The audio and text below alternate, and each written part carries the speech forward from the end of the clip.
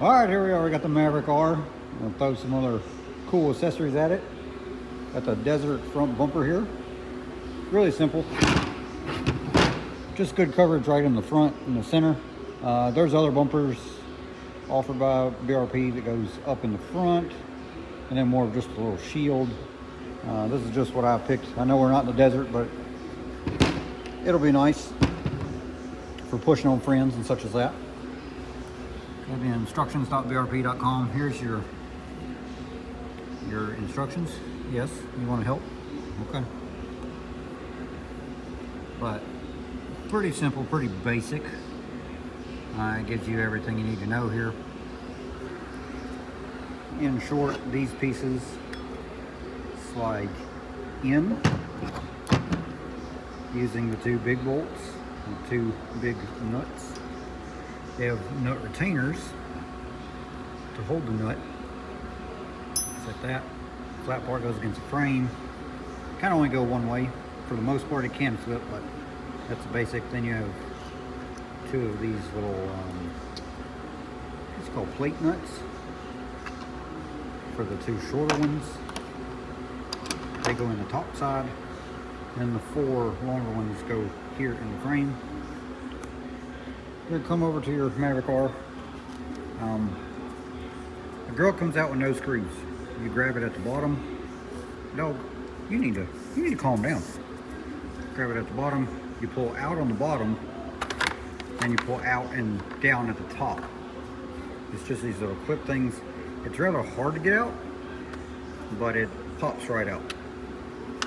And then when you're putting it back in, that little lip goes under this part right here. So your bottom pieces go in here and here. Top pieces go directly in here using those holes. And you can get to those holes easier from up here for tightening it up. Instructions say to take out all this bottom skid plate, which is 2 bolts, and then there's rivets. You don't have to do that. You can do it without taking that off. So for your frame preparation, you can see, take these little plate nut things, nut side down, you can slide it in the slot, and then just push it over until it lines up with the hole from the top side. So you can see it fairly good right there.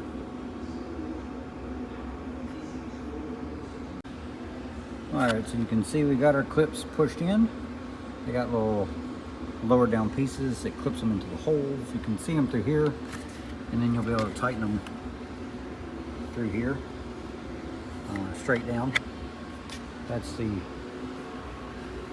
2 shorter bolts, and their washers go in from here. These existing 4 longer ones go in from the side, directly into a frame. The only thing I can see is they would say take the skid plate off to be able to get a wrench in, but you can kind of get a wrench in no matter what. That will leave you spare rivets. If you want to drill them out, you're more than welcome to. I'm just taking one step out. But these go in, the raised part goes for the top. And I just put the bolts in and leave them loose. That way everything lines up, and then we'll tighten everything up all together.